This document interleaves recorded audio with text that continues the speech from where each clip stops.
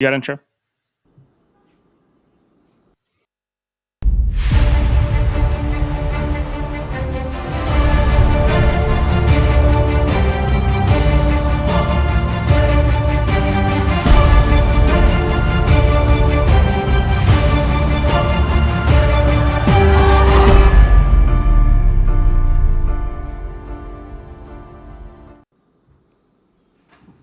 You stop what you're doing right now and listen to Dylan Ross Save Sports. Okay. Everybody, stop it. Listen to All Dylan right. Ross Save Sports. What's going on, everybody? Dylan and Ross Save Sports here. Dylan Ross Save Sports here. Full Press Coverage, Full Press Radio Network. Dylan has stopped everything that he's doing. He's listening to the show. I gratefully appreciate him following his own instructions, honestly. I am Ross Jackson at Ross Jackson Nola NOLA on Twitter. Dylan Sanders is right here at Dilly Sanders on Twitter, and we are the hosts of Dylan and Ross Save Sports our way, and you have to deal with it. We are very glad to be here with you today. And Dylan, just how excited are we about today's show? Today's show is I'm excited because we have our the normal rigmarole. Using big words. That's effective. I mean, not effective. What's the word I'm looking for? That's accurate. Yeah. We'll go through that. And then the second half hour, we're joined by the fan-controlled football. If you know us, you know we love that league. We are going to be joined by Patrick D's, P to the D's on Twitter, for the second half hour for an awesome interview, which you can catch if you miss it or you can't say the whole time. Of course, it'll be uploaded as a podcast and then all the other places that we share this show. Because there's a lot. Yeah, we're probably specifically going to upload that interview as a podcast episode because it is so good. And we should be transparent. It's already recorded. Yes. So we know that it's good. We're not just saying it's good and then crossing our fingers and hoping it's good later. We know that it's good. And if you care about fan-controlled football, you'll want to see this. If you haven't experienced fan-controlled football, you need to see this interview. Yes. I'm excited for everybody to see it. I was excited to go through it. It was a blast. Oh, that was so much fun. It was so much fun.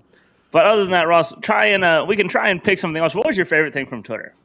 My favorite thing from Twitter today was probably, I don't know. I don't know that I have anything. It's been a very busy day. I tried to come up with something on the spot. I can't. My least favorite thing from Twitter is the fact that the Philadelphia Eagles released quarterback Jamie Newman out of Wake Forest because I want Jamie Newman to do well in the NFL.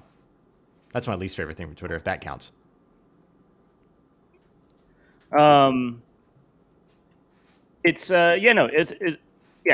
want him to do well, but maybe Philly didn't have the opportunity for him. Philly does have 20 quarterbacks / wide receivers on their team. They have several people who can play quarterback on their team, and then there's Joe Flacco, who's a tight end who can throw. But yeah, that's pretty much what we've got going on with all of that. DeAndre Hopkins did talk about him and Julio Jones both being traded for second-round picks because he said he would like to see what a first-round pick can do with Julio. If a first-round pick can do what Julio and he do. So there's a really interesting part of all of this in terms of what is the true value of a trade, right? Is the value of a trade actually more than what's given, or is the true value of a trade just what's actually exchanged? Because he did go on to say, let me see a first rounder do what Julio Jones and I do. But then he did give a special shout out to Justin Jefferson, first round selection out of where? What was that? Sorry? Out of LSU. LSU. Justin Jefferson out of LSU. No, it's all good. Who balled out and should have been rookie of the year, offensive rookie of the year over in Minnesota. Yeah. So that was Justin Jefferson, awesome. Love Justin Jefferson. Love Jettis. Yeah. Love Jettis. What was your favorite thing from Twitter today? My favorite thing from Twitter, Ross, has been T-Bob Bear going after Tennessee baseball Twitter. Yes, it's been hilarious. So fun. It's been so much fun. It's been hilarious. I'm going on vacation. This is the last show of the week. We're not doing Thursday or Friday. I'm going on vacation the rest of the week. But I was excited. I was going to unplug from sports a little bit. But now LSU's facing Tennessee in the Super Regional, and now I gotta watch it. I gotta watch every game. I gotta watch every second of every game. while I'm on vacation because T-Bob has had me bought in. Bobbed, Did you T-Bobbed bulked in? You did do bobbed that. You in. did do that. Yeah, not on You so purpose, spicy. You so but spicy. yeah, it's been so much fun. It's Yeah. been so much fun. I'm so excited. That's it. Do you have a performance of the day? My performance of the day today, I did have one. I'm trying to remember what it was. Oh, wait. I have a bookmarked tweet that will tell me what it was. I'm all over the place because of this interview that we're going to be sharing with you all in just a little bit because it was absolutely wild. Oh, my performance of the day, which also kind of goes with my favorite thing from Twitter, is the cicada that found its way into Ryan Fitzpatrick's beard and therefore got, like, if that somebody should make a Twitter account of that cicada. Dylan, make a Twitter account of the cicada in Ryan Fitzpatrick's beard, and I'm curious to see how many followers you get. I Because completely missed that. So it's just somebody from the Washington football team had, like, social media team had their phone out, and Ryan Fitzpatrick walks up. Here, why don't I just share it? Ryan Fitzpatrick walks up with his with this, like, cicada in his beard, or I guess, is it multiple cicadas? No, I think it's just a cicada. If it was multiple cicadas, I would get a little, like, weirded out by it at that point. But it's just good content. It's wholesome content. So he walks out. You don't really need audio with this because nobody says anything. But he just walks up and he's got a cicada in his beard right there, chilling. Amazing. Just walking around. And that was it. That's what the Washington football team put out on social media. So shout out to the Washington football team social media team, who is actually a friend of ours, is on the Washington football team. Ryan Distier, who used to work for Locked On Podcast Network. Ryan Distier is awesome. He's incredible. He does such a good job. Hey, what's up? Shout out to the Twitch viewers. Shout out to the Twitch viewers. What's Diggs, up? by the way. What's up? Diggs, by the way, best receiver in the league. Just gotta say, Diggs, by the way, is the best receiver in the league. So maybe is that Stephon Diggs? That's probably actually Stephon Diggs. I hear he watches the show. We had Damian Lillard and CJ McCollum in here watching the show not so long ago. It would only make sense that so too would be Stephon Diggs. Sentence syntax was weird there, but you get it. Syntax is weird, but you get it. Yeah. All right. So do you have performance today? It was probably gonna be Loki, the Marvel show, because it's awesome. It's awesome. Yeah. Awesome. That's all I gotta say about it. Nothing but good things about it so far. It's incredible. But limited things, of course, because I'm not presently watching it because I have several things to catch up on. Other than that, maybe Joel Embiid. Donovan Mitchell was incredible. Joel Embiid was outstanding. I mean, both of them just kind of going back and forth in this, in their respective games. Donovan Mitchell scored 45 points last night in the 112-109 defeat or victory over the Los Angeles Clippers to take the lead in that series 1-0. Kawhi Leonard 23 points, Paul George 20 points and 10 rebounds. What was the difference in this game? Was it all Donovan Mitchell, or were there other things at play here? Donovan Mitchell was awesome. I wasn't able to catch most of this game, so I've been busy. But Donovan Mitchell just went off, man. Also, we cannot ignore the fact that it was a 3-point game, and old Pandemic P, Paul George, went 4 of 17 from the field. Man. He got 20 points on 17 shots, which, that'd be great if he made more than 4 of those shots. Yeah, for real. Yeah, he was rough. He was rough last night for certain. The other player that you mentioned, though, Joel Embiid, also went off. He had himself a 40-point day, along with 13 rebounds, 12 of 6 from the free throw line, 13 of 25 from the field. Shot extremely well, as did the rest of the Philadelphia 76ers. Shot 52.9% from the field, 46.3 from 3-point. Insane game by them, and they won 118-102 to tie up the series with the Atlanta Hawks. And that's kind of what we expected to see, right? We expected to see Philadelphia right the ship last night. Oh my God, ESPN does it again. It's a daily occurrence where ESPN, I'll leave it open for 5 minutes and then randomly it just starts playing a video at max volume. One of my favorite features is the fact that you can mute and unmute specific sites on Google Chrome. I just always have the ESPN website muted, and I never have to worry about it. Never have to worry about it. That's smart. Because smart. it treats ESPN differently than Watch ESPN. Oh, that's true. Okay. So I might have to, if only I used Google Chrome, which I don't know if other what do you use? Firefox? I use a mixture of Firefox and Opera. Oh, I heard Opera's good. I like Opera a lot. Yeah, if you right-click the tab or secondary click the tab, you might be able to mute it. But anyway, we're not here to give people IT advice. That's not what we're here for. We're here to talk about sports. So tonight we have one game, the Phoenix Suns and the Denver Nuggets. What are your thoughts? Oh, it showed me ticket prices. What are your thoughts on this game, and how do you expect this to pan out this evening? I am excited. I'm excited to watch any game where the Phoenix Suns are playing basketball this year. They're my team. I am all in. I'm a lifelong Phoenix Suns fan. Lifelong. We're also 13 days away from the NBA lottery, and then I will be back to being a lifelong Rockets fan. Well, depending on how everything goes, I just might stick over in Phoenix. You know what I'm saying? But no, I'm excited for it. I don't think it'll be as big of a blowout as it was on Monday. It's hard to have back-to-back blowouts in the playoffs unless you're like that much better than a team. But if Chris Paul is playing at 100% or nearing 100% like it looked like he was on Monday, they really might just blow out this team again. Yeah. We have the MVP Nikola Jokic in this series. Is he going to be able to do enough? I don't know. Yeah, I don't. Man, that entire team, just like in terms of season lead on different statistics, like you look at scoring for the Suns, Devin Booker is their scoring leader. The Nuggets scoring leader is Jokic. You look at rebounds leader, it's Ayton over in Phoenix. For the Denver Nuggets, it's Jokic.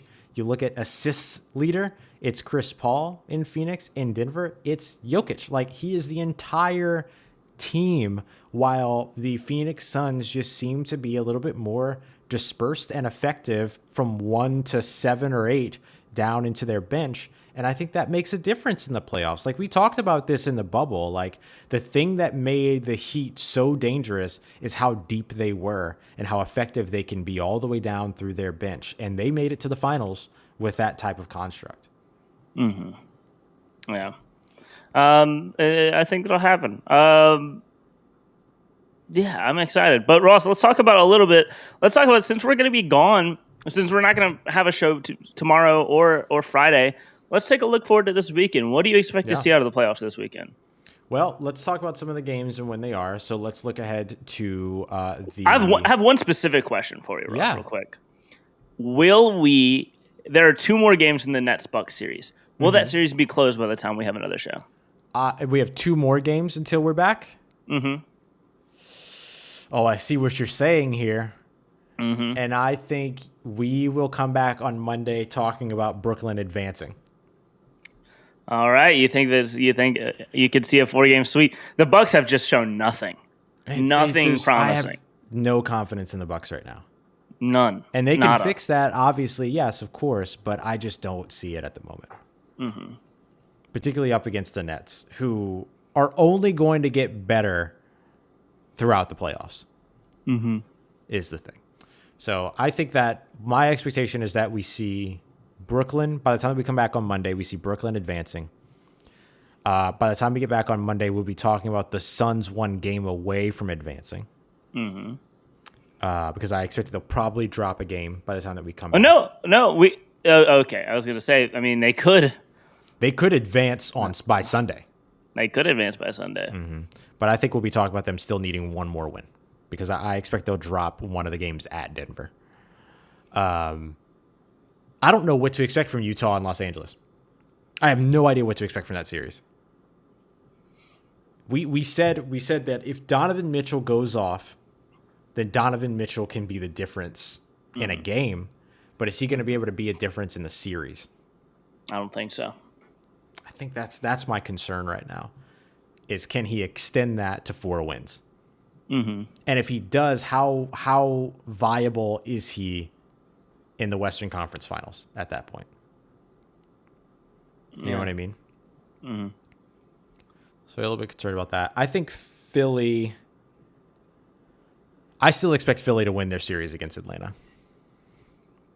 I still very much expect that. We get Philly again on Friday, but then we won't see Philly again until Monday night. So we'll be looking at that series either with them with a 2-1 game lead or trailing 1-2. Yeah, I'm excited for that. You know, it's going to be we've got a couple of fun series. Mm-hmm. Nets Bucks is fun just because it's fun to watch the Nets play basketball, no matter who they're playing against. Yeah. No matter who they're playing against, it's awesome. Yeah. I think it's great. And you have stars all like we've talked about this before, but I want to reprise the conversation in case anybody wasn't here when we talked about it. Like I know that, you know, Steph Curry's not in the playoffs, LeBron James is in the playoffs, Anthony Davis is in the playoffs. I get it. But you look at these, you still have stars in these playoffs. I mean, Joel Embiid, you look at the Nets, of course, with both Kyrie Irving as well as Kevin Durant, and then eventually James Harden could come back here in the playoffs, potentially even in the series, depending on how long it goes. You have Giannis, you've got Devin Booker and Donovan Mitchell and Rudy Gobert. Like you have stars all around this team. This playoff series, and so I'm really excited to see all of it continue to play out. Mm-hmm. There was something about Cade Cunningham that you quote tweeted earlier. What was that all about? So Cade Cunningham was on the JJ Redick podcast, The Old Man and the Three. Mm-hmm. And they asked him what player under 25 does he like to watch. And his response was Zion Williamson of the New Orleans Pelicans. Zion Williamson, future Rocket Cade Cunningham, excited to play against Zion a lot. Yeah. Is what I gained from is what that. You're hearing for that. Yeah. Because of course Cade Cunningham's gonna be a Houston Rocket. Right. Sorry to break it to you, Ross, but it's gonna happen. Rocket's gonna get the number 1 pick, and it's gonna be Cade Cunningham. Let's be very real. There is absolutely no way Cade Cunningham is going to be a New Orleans Pelican. We all know that. But could they do it again? Could they win the lottery again? It could happen, but it ain't. I'm not gonna. They might rig it to give Zion another star. I would love for them to do that, and I would not complain. I would openly accept that. Like if Adam Silver came out and say we rigged this so that Zion would have another star, I'd say cool, appreciate you. Nice and simple. Easy, I bet. Right along. Dab them up and then right. Yeah. Bet. Didn't bet. Thanks, fam. I got you on dinner next time you're in town, but we're going to my restaurant, not your restaurant, because you'd be eating places that are way too expensive. I'm not messing with that. Well, he would probably pay for you, right? Well, I gotta repay him.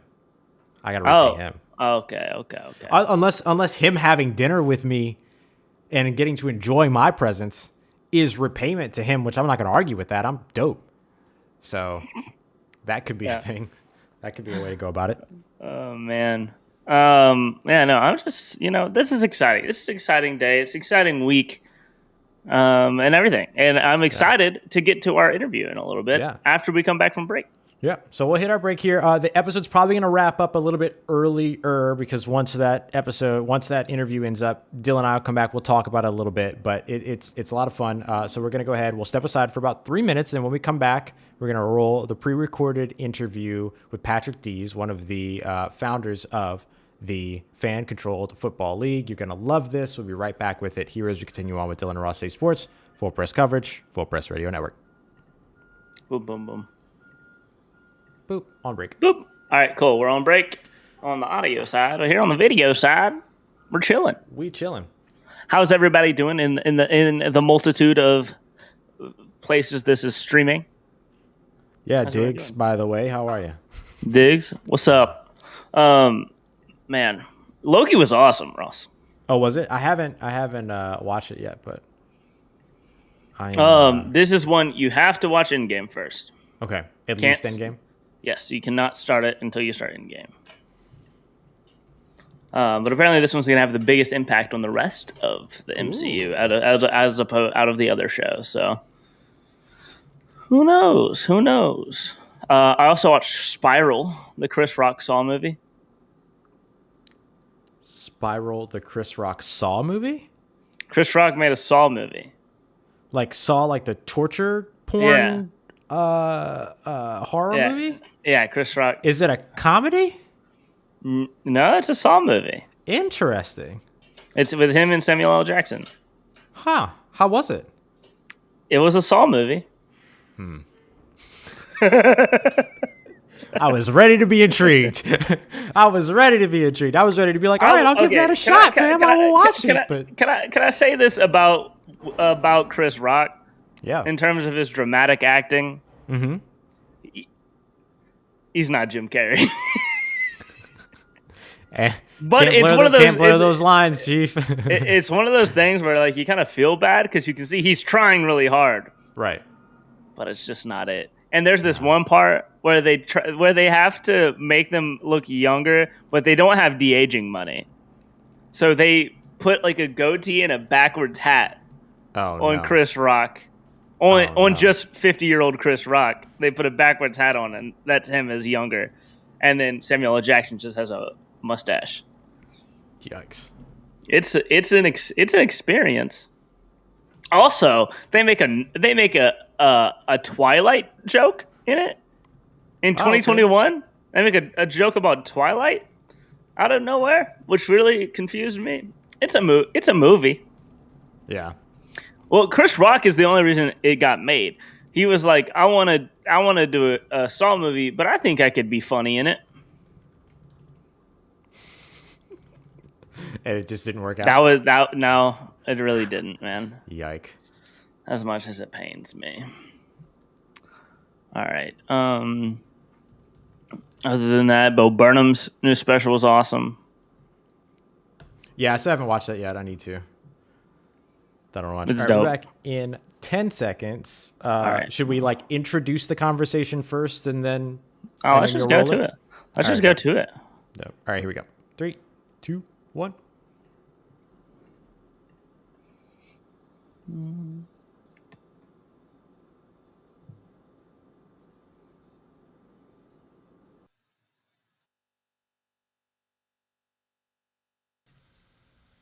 Hello, and welcome to something we don't do often is pre-recording a segment and then playing it on live. But we're going to do it now because why not? We can do whatever we want. We're the hosts. It's Dylan and Ross save Dylan sports, and Ross, okay? yes. And Dylan and Ross save sports, and in fine print it says our way. That's right. You just have to deal with it. Yeah. So I am Dylan Sanders. Joining me today is Ross Jackson, at Ross Jackson Nola on Twitter. You can find me on Twitter at Dilly Sanders. And then joining us today is, we've been talking about it since our show started, is the Fan Control Football League. And we got the co-founder and chief gaming officer of the Fan Control Football League, Patrick Dees. You can find him on Twitter at P2the_Ds. How you doing today? So good, man. Thank you guys so much. I know there was a reshuffle earlier. Like you, I feel like we're kindred spirits. Like we're kind of doing football our way. You guys are doing the show your way. It all makes sense. So thanks for having me. Perfect alignment. Yeah, exactly. Oh man, no problem at all. We're so glad to have you here. Like Dylan said, I'm not gonna lie to you, brother. Like we have kind of considered ourselves the unofficial fan-controlled football show because we love it, man. Like we've been covering it and everything, and we've had Jackson Erdman QB1 on the show and talked to him a little bit and everything. So we are huge fans of it. What has this experience been like for you, and where was kind of the impetus for all of this? I'll take the second part first, and then I'll talk a little bit about the experience that works. So we get asked all the time, like, hey, how did you come up with the idea for this? And the reality is that every sports fan on the planet has had this idea. You guys, I guarantee you, at one point were watching a game and like, what are you doing? And so I think we're the only ones crazy enough to do it, but everybody's had this idea. My background, I was a technology guy. Growing up, I started in wireless retail. And sold a couple companies, and we was in another startup with one of the other co-founders here, Saurav Farudi, and we kind of knew the exit was coming.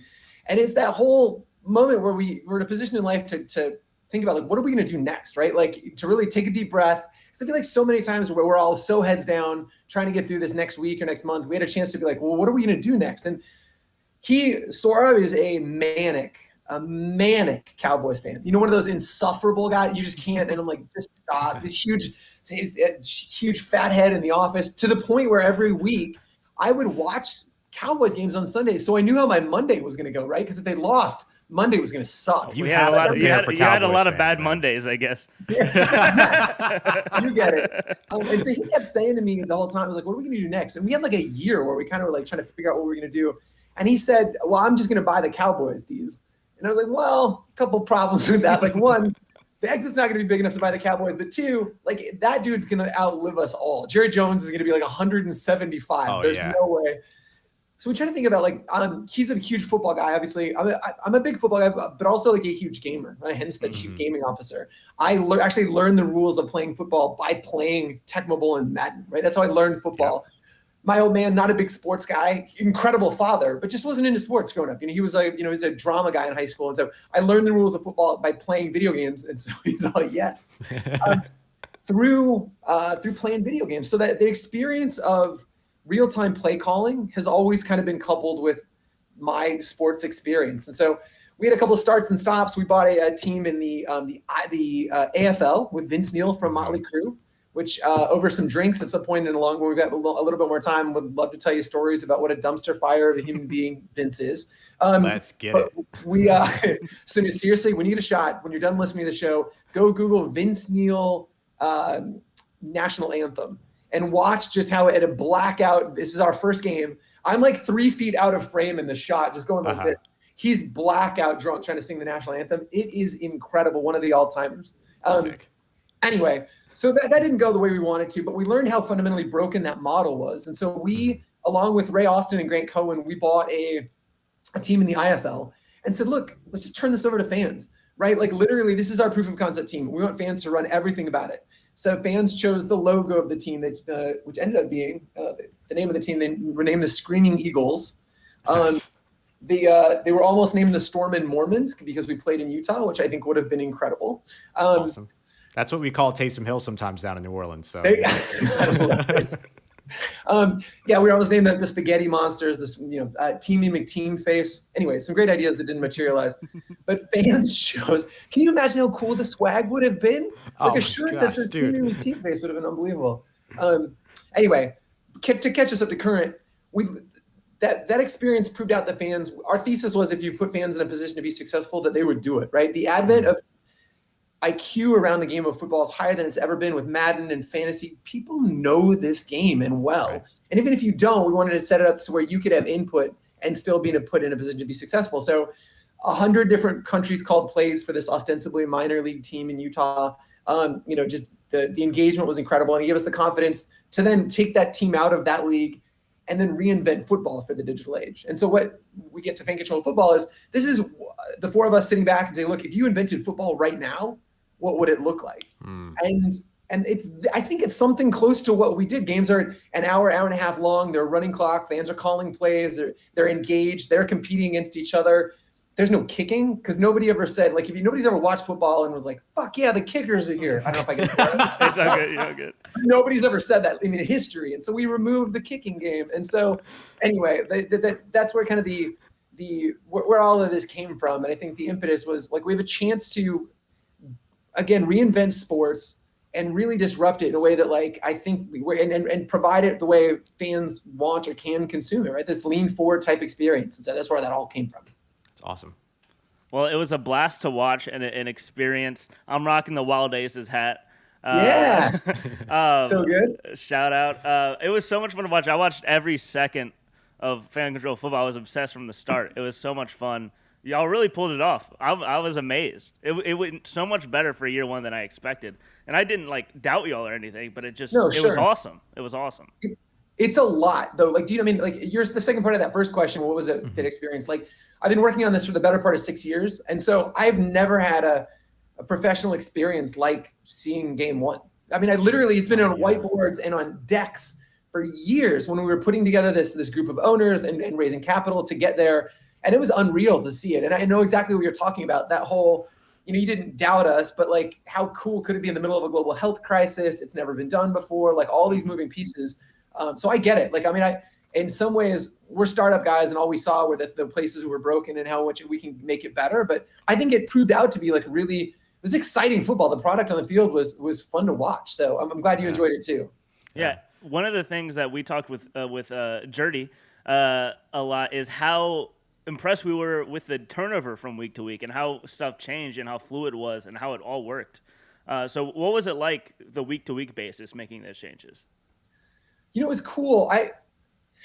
We obviously did things week to week differently based on fan feedback, right? Like it's authentic. When we say fan control football, like, I mean, you guys probably remember we had that onside kind of kick rule. It was like this make it take it thing where fans voted to have it be that rule. But then when you saw it in practice, it kind of sucked, right? Like people just abused it, as they should. If it's a rule set, you should abuse it. And so we're making rule changes on the fly based on what fans, again, feedback saying, put it up to a vote again. Do you actually want this? And so it was a lot. It was I feel like that those 7 weeks had been 6 years in the making. So for me, it was a bit of a blur, but week to week, I think if we did one thing well was communicate that we're building this is a 1.0 of, it's like software, right? Like, so this is a early access video game. It's like Valorant or any of these other things. It's early access. We're building this thing together. And I think people, because of that, were really understanding of, hey, this isn't exactly what we thought it was going to be, or this is a little different than we know where, we're changing kind of in real time. So I was like genuinely impressed with the fan base, and they're like understanding of, hey, when things went wrong, we just let people into it. And they like understand, hey, this is what we're dealing with. Here are the challenges. And I think like, I think the internet is a cesspool, but we did such a great job. We didn't do a great job. The community that showed up for fan control football were the best of the internet. Dude, I opened my DMs and just said, hey, what would want feedback? And dude, hundreds and hundreds, and even people that were critical were like, they talk some shit and then they'd be like, yo, but what you guys are doing is awesome. Keep at it. Like, do you know what I mean? That's that great. Encouraging because they were invested. So I was so pleased with like, down to the person, except one guy just kept calling me Rickety Crickets. I don't know if you've seen. I got. Oh, dude, no, come on. Over and over. So he's the one guy that's the exception, but everybody else was pretty great. So screw you, guy. All right, hey. Screw you.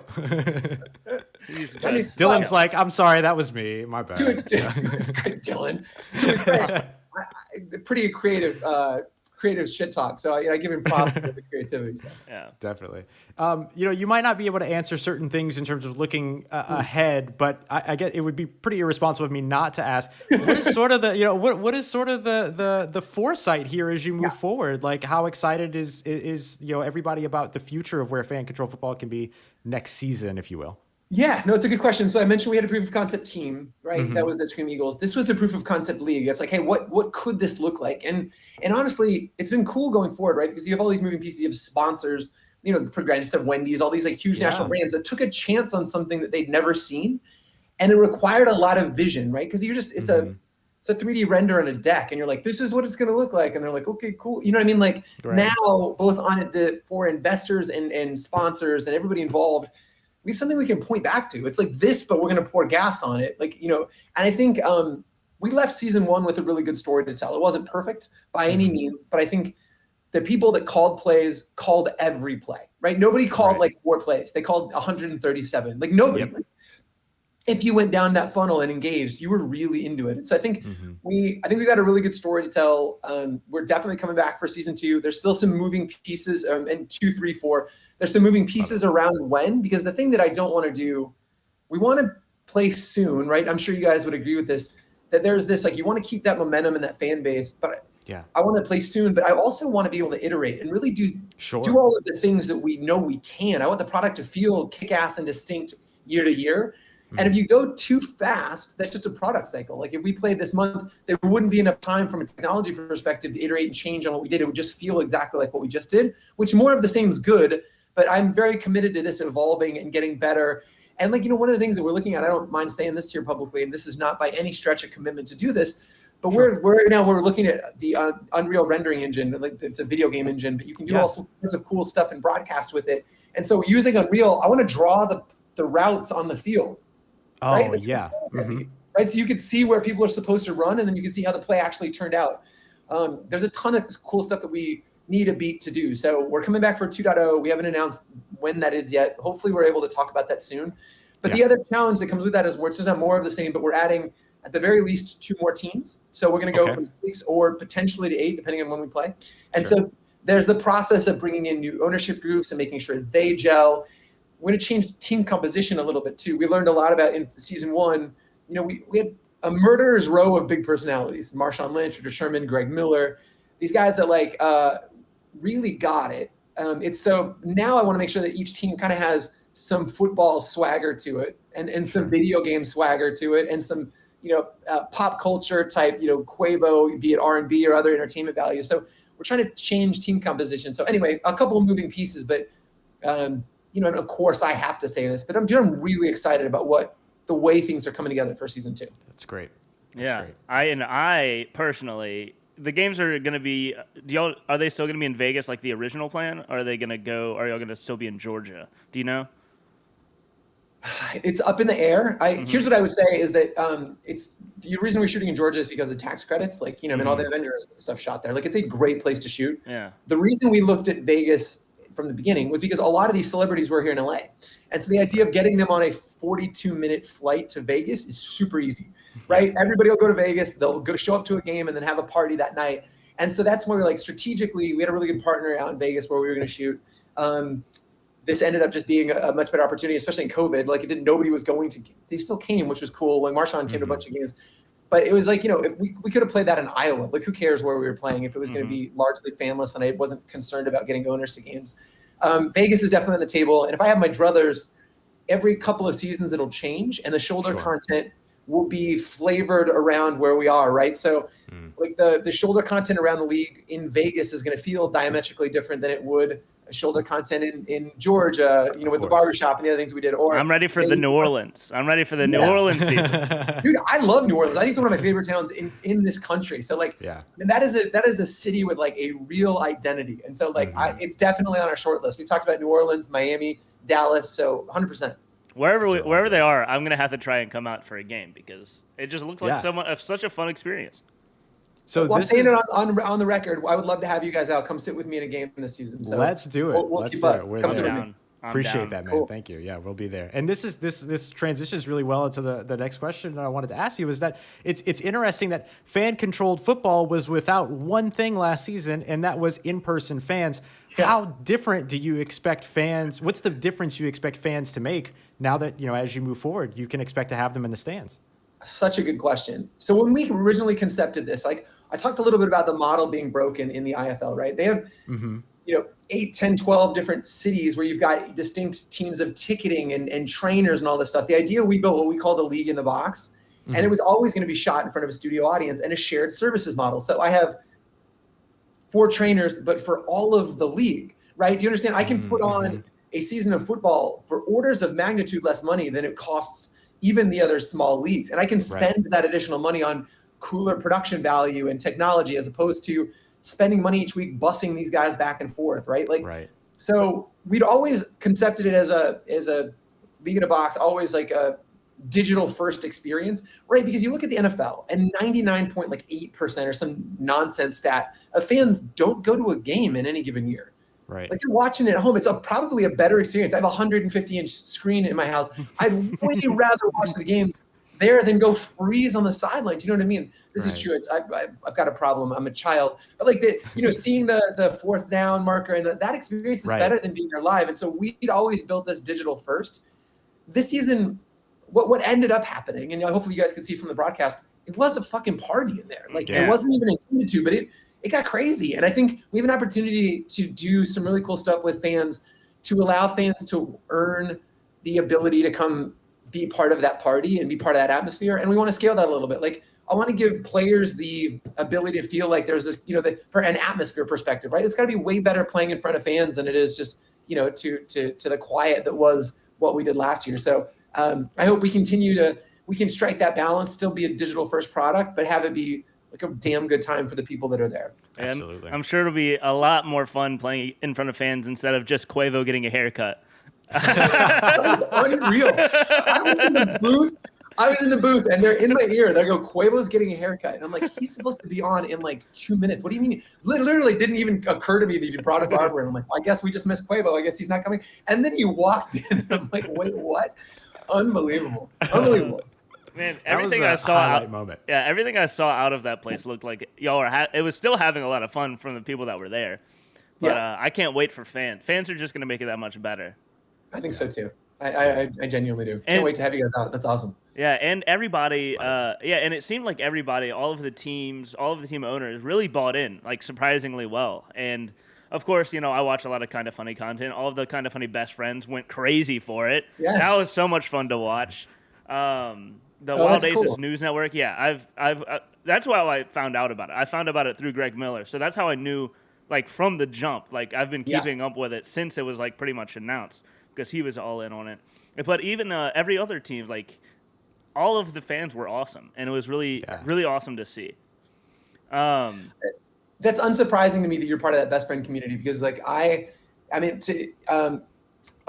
weirdly, this is way too much information, but I met Greg 2 years ago. I was diagnosed with testicular cancer, and I was at the Game Awards, which is like, the Emmys for video games or whatever that Keeley joined every year. And I was at an after party, and Greg was standing next to me. And I know he's like very publicly talked a lot about his cancer experience. And so we were both buying a drink at the bar, and I'm like, yo, what's up? I'm Patrick. We have a bunch of mutual friends, like Jeff Canada and a bunch of other folks. And we talked a little bit about cancer. And Jeff, I told Greg, and when you have cancer, people say the weirdest shit to you. They don't know how to process it. You put them in a weird position. You're like, that's terrible. But Greg grabbed me, having gone through it, and he gave me this huge hug. Never met me in his life. He gives me this huge hug and says, "You fucking got this." And then he shakes me. He's like, "You fucking got this." And it was like, I was like, all right, I'm to this. I just love this man. And so shortly after that, it was a couple weeks later where it occurred to me, like, that best friend community is what I want the FCF community to be like, right? Like it's not just lip service. People look out for each other. They're respectful. They're awesome. They're competitive and all that other stuff. But like that community is one of my favorite pockets of the internet. And so, I'm glad that you're part of that. I think that's something we want to model for the league as a whole. Very much so. Yeah, no, it's an incredible story. Jeez. Yeah, Greg Miller, one of my like idols in like journalism. I've been following him for years, so I try to model myself after him, like, just being nice and being supportive and stuff. Yeah. So that's awesome. Yeah. That's an awesome story. Kindness always ROIs, man. Literally. I think do what's right when nobody's looking, and that always returns. And like Greg very much is that. He has a reputation for being the best dude. Like, again, I know a bunch of his friends and had heard it, but again, led with that cancer story, and he's been and clearly got this in a way that a lot of folks didn't. I mean, transparently, Quavo really bought in after game one. He was into it conceptually, but I think he didn't want to have his name on some janky, shitty football product. Like, I think he loved it. He believed in it. That guy probably could play quarterback for Atlanta right now. Do you know what I mean? Like, yeah. And so I think he was really excited about it, but like wasn't all in, I think, until he saw it. He's like, holy shit, this is really something. And so Greg was an early believer, and I will be forever excited to take Greg along with this and Tim and those guys. Like, you watch that final Aces video, and when they score on that last shot, it's so unbelievable because Xavier Woods is there and Greg and everybody goes, yes. And Tim is still, did we win? Yes, we won. Not a football fan, but like really loves what we're doing. So Tim, all of those guys are incredible. Andy, Tim, they're all really just Joey. They're great. Yeah, that's amazing. That's awesome. I wanted to ask, you mentioned Quavo could play for Atlanta right now. What was it like whenever Marshawn was getting ready to go out and play? Wasn't that a whole thing? Dude, that was crazy. I'm glad you asked about that. So 2 things about Marshawn, which I love. So I've met Marshawn in person 25 times in my life. I'll send you some pictures about we spent a lot of time in Vegas, and Marshawn was early in on this. Marshawn's met me 27 times, still does not remember my first name. He looks at me and he's like, calls me Big Dog. He's like, sup, Big Dog? I know it's because he doesn't remember my name. I know it. And so anyway, I wasn't expecting him to come into the booth. So I don't know if you remember when he came into the booth. So he runs in from behind. They just let him in because he's Marshawn. There's like security outside of the door, but for some reason they let Marshawn in. He punches me in the kidney. He's like, "What the fuck's up, big dog?" And not like a light punch. And I was trying not to lose my mind on air. Like, oh my God, in NFL. So anyway, I put the headphones on him and he talked and said that stuff. And then I heard that he was going in. And I don't know if this story's ever made it out. Marshawn was suited. I can send you some pictures. He's ready to take the field. And a running back from the other team gets 2 inches from Marshawn. He's going to, and he's like, what the fuck, dude? And he literally tells Marshawn, like, yo, I've been putting in reps. I've been working my whole life for this moment to be out on that field.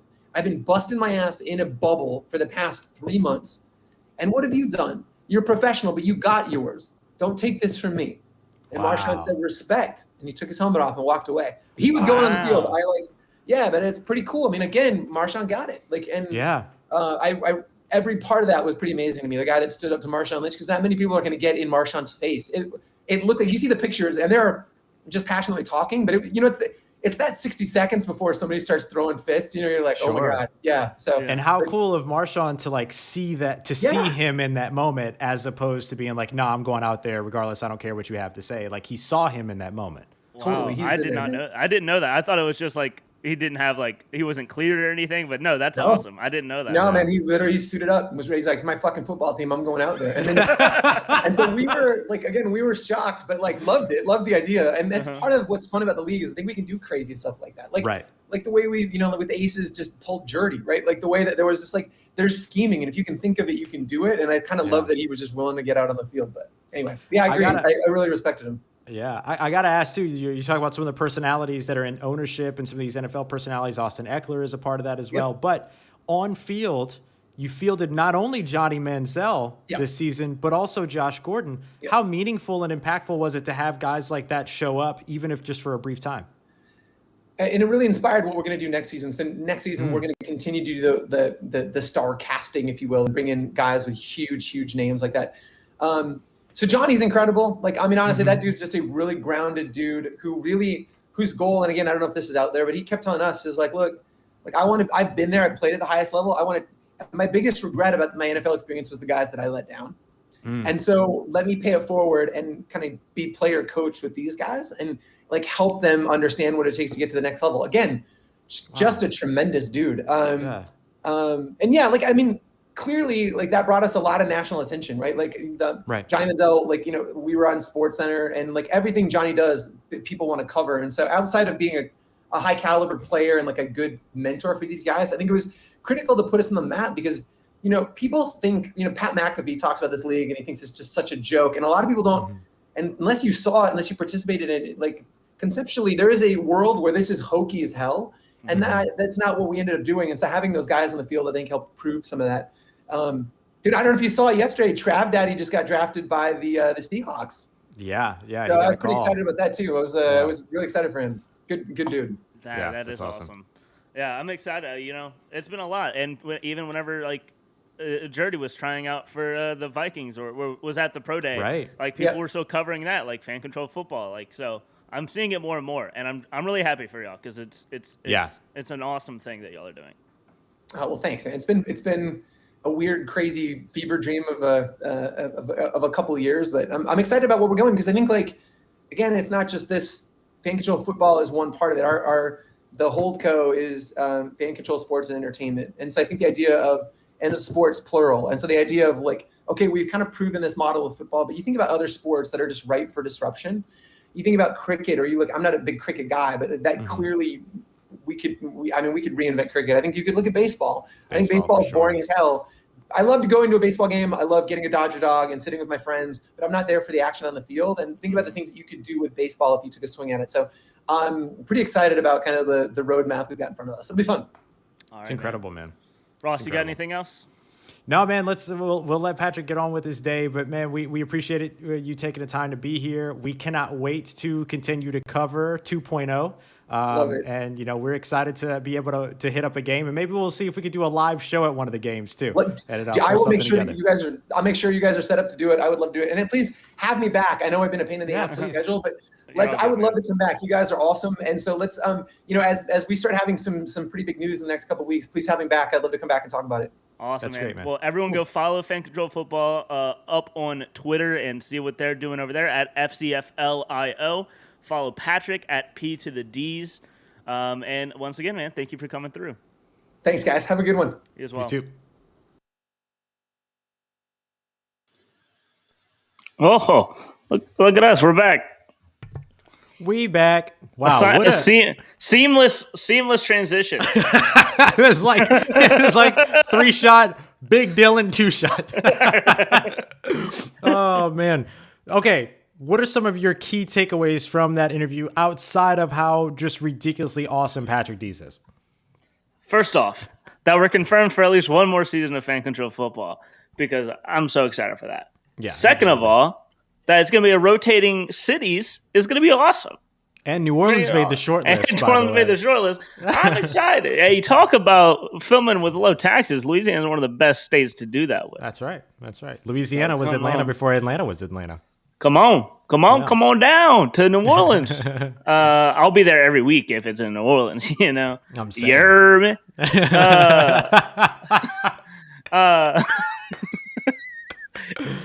No, I'm so excited for that. Continuing the star casting. Who's an ex NFL player that you want to see play? I'd say current, question. But there's no chance that an NFL team allows their player to come play in this. Yeah, no, not at all. Let's see. You know who I would love to see if he doesn't pan out in the NFL? And they're two players. They're both quarterbacks. But P.J. Walker and De'Aaron King. Oh, man. I think both would be incredible in the Fan Control Football League. Oh, I would love me some De'Aaron King. That'd be awesome. I'd be all about that. And then maybe Josh Gordon makes a return. Sean Oakman maybe continues to play there. Like, they already had some pretty big names, so I'm excited to see what this star casting thing turns out to be next year. You know what I want to hear? I want to see? Kevin White. Oh, yes. Please redeem Kevin White. Give Kevin White another shot. I love that. Maybe Allen Robinson can find a quarterback there. No, I'm just kidding. He's got a quarterback now in Chicago, but, it was a struggle there for a moment. for a quick mile. I'm excited for everything that this could bring. I'm excited for two more teams to lose to the Wild Aces.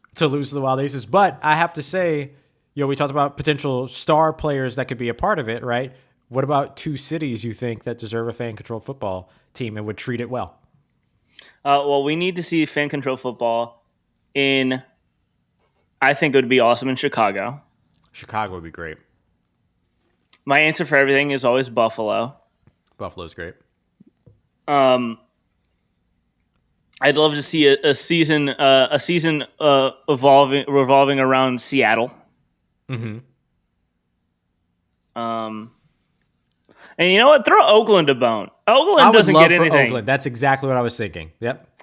Oakland don't get anything anymore. Throw Oakland a bone. Have a season in Oakland. The Warriors ran away. The Raiders ran away. The A's have talked about running away. Like, give Oakland some love. I'm all about that. Yeah, no, I'm all for it. What was the biggest takeaway for you? I loved hearing about some of the integration that he was talking about that could be possible. Like he mentioned, it's not a commitment to doing it, but some of the integration of the Unreal Engine and being able to like script or show some of the play art on the field and things like that. The idea with this league has always been to find a way to blend fan incorporation, football, and gaming, right? To gamify it in a whole new realm. Now, all of a sudden, you put sort of like the Madden overlay type of play art context into this game, and that really increases accessibility for a lot of people who might be watching the game but played the video games for the first time, right? Might be watching it and actually experiencing the game itself for the first time. I think that's a really, really interesting possibility. Remember, he said specifically it was not a commitment to doing it, but something that they're exploring. I think that would be really, really great just in terms of opening up accessibility for people that don't know football yet. Mm-hmm. And I think that's really where fan control football is really smart in that it's, XFL. It's hard for a non-football fan. There's no shot someone who's not into football is ever starting with the XFL. Right. Not a chance. Not a chance. Not a chance.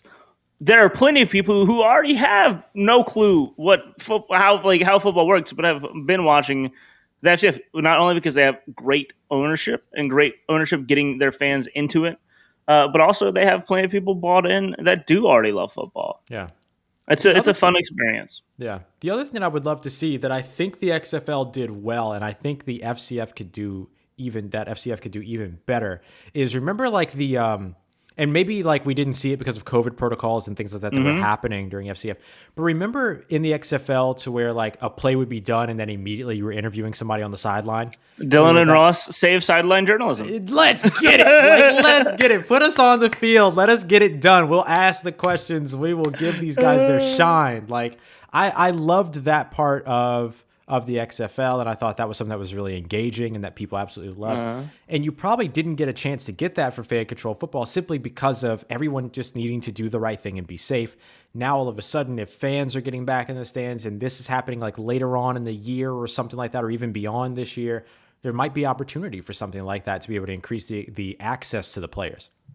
Yeah, I'm all for it. Yeah, I don't know. Let's have some fun with this. Yeah, I am so grateful that Patrick took the time to join us. I love that he wants to come back. So if you need any fan control football breaking news, this is the place to be. And we'll make sure that you always know when Patrick's coming through to give us any information on it. But what a cool guy and what a fantastic group of people. Yeah, wishing the best for them. And you know what, Ross? We didn't even have to end early today. We didn't have to. We were able to come back, kind of talk a little bit about this, and get it. Remind folks where to follow Patrick and everything on Twitter, and then we'll wrap it up today. Big day. Follow Patrick on Twitter at P to the D's DEES. Follow Fan Control Football on Twitter at FCF LIO. And then you can find me on Twitter at Dilly Sanders and find Ross on Twitter at Ross Jackson Nolo. Ross, did we save sports today? Not only did we save sports, but I think fan-controlled football helped us save sports today, because how incredible was that? Shout out to Patrick. Dylan and Ross and Fan Control Football save sports. Yeah, I don't even want to say we save fan control football, because fan control football's got they're doing it. They're doing it. They don't need They got it.